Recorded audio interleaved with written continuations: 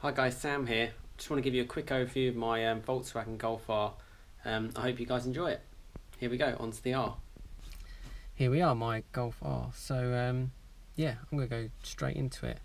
This is a 2017 model. It's a Mk7, so the pre-facelift car.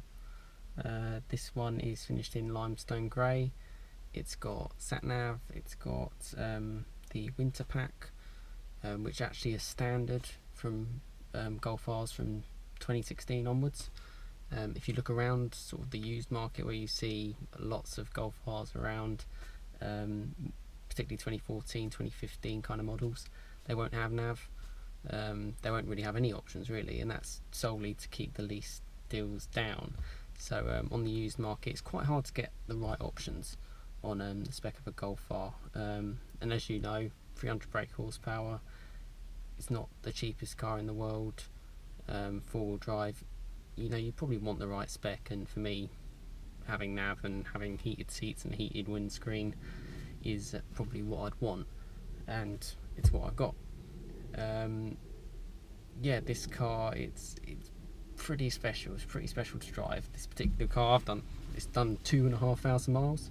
I've done about 1,000 miles into that. I picked up the car 3 months old with 1,500 miles on the clock. It's sort of like a late April 2017 car, so one of the last of the pre-facelift Golf R's. Yeah, to kind of just a quick overview of it and my kind of 1,000 mile drive, I've obviously read loads of reviews, watched loads of YouTube videos on it, and yeah, eventually I decided to buy the car.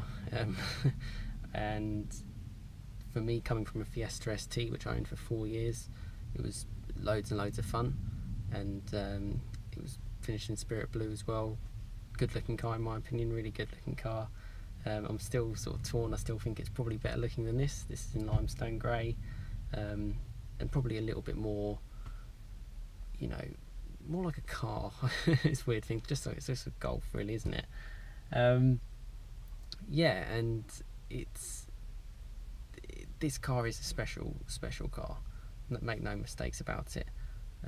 It's, you know, 300 brake horsepower, four-wheel drive. For me, going from a Fiesta ST, it's 100 brake horsepower up on that. It's got the added traction, particularly in the wet in this country where it rains pretty much all the time. You can pretty much enjoy that. And one of the things I was kind of worried about before getting the car was, can you actually use all that power? You know, can you have fun without having to completely, you know, break speed limits and all sorts? And the truth is you can. Below 60 miles an hour, this car's loads of fun. Getting up to speed, turning on the brakes as well. Brakes are really, really solid, really good pedal feel, really strong brakes. For obviously this car, 6-speed manual, weighs under 1,500 kilos, about 1,460, I believe. If you get it in 5-door DSG, it tips over 1,500, but my one hasn't. It's a little bit lighter. That's one of the reasons why I actually chose it.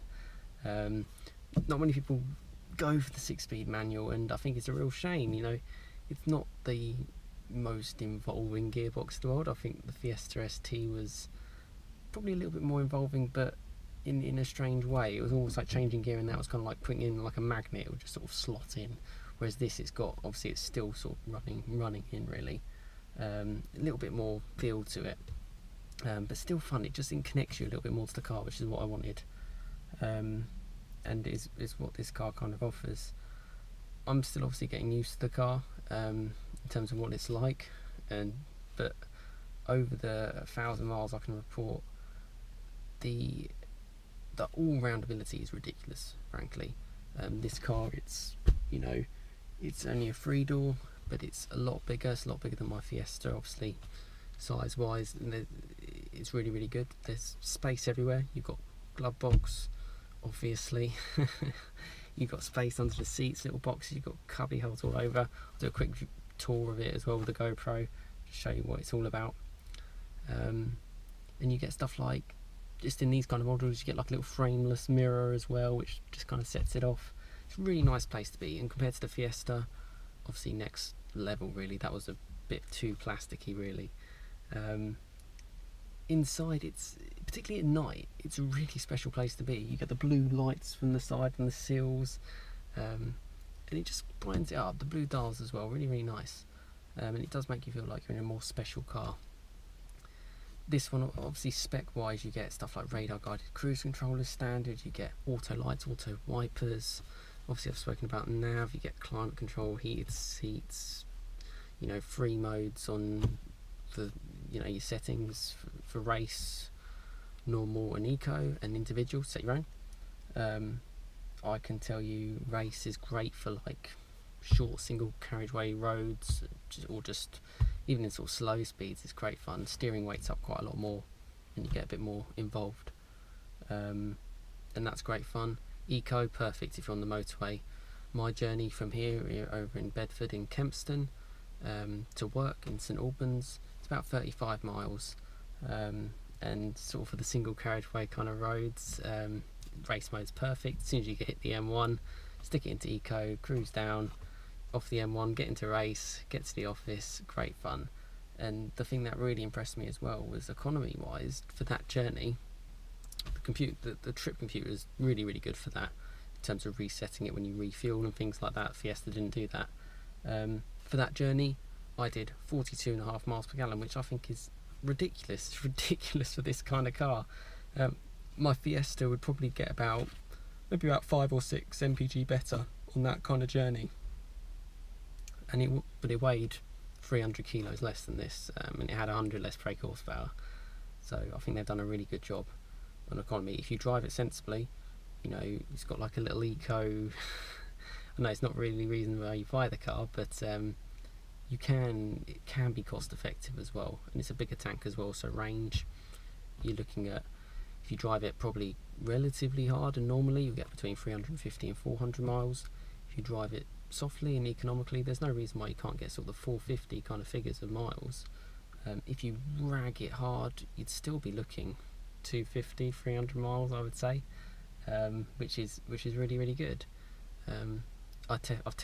From my background, I've test driven a lot of hot hatches, M140s, Focus RSs, other Golf Rs, and eventually this one sort of came good. It sort of ticked all the boxes really.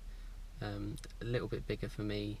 The ride, even though this hasn't got the optional dampers, this is it's really good. It's fantastic. It's more than acceptable for a day-to-day use, and for me, coming from the Fiesta, which was just rock solid, this just feels like I'm driving a limo. It really does. And you still, although certainly in the corners you notice you get a little bit of body roll, it's not too bad. You know, you've got the advantages of the four-wheel drive system when you're in the corners to kind of tuck you in, which is great fun.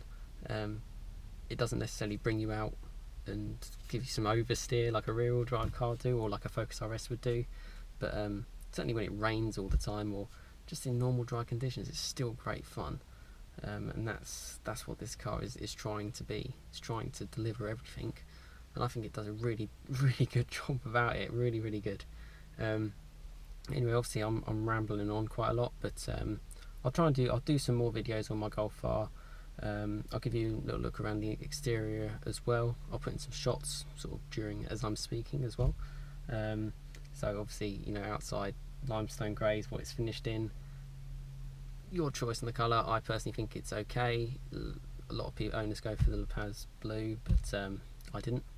This has just got the standard 18-inch Cadiz wheels. Again, improves comfort. Doesn't really affect the handling in my certainly day-to-day use anyway. Quad exhaust pipes look really good. Polish them up, they look nice. The black trim kind of sets it off as well. There's loads of little highlights. The lights as well, it's just so strong and clear, and compared to the Fiesta again, for me, yeah, it's a special car. Make no you know, if you want a Golf R and you're looking to get a Golf R, test drive one, see what you think. Certainly, you know, from my view, it kind of fit the bill for me.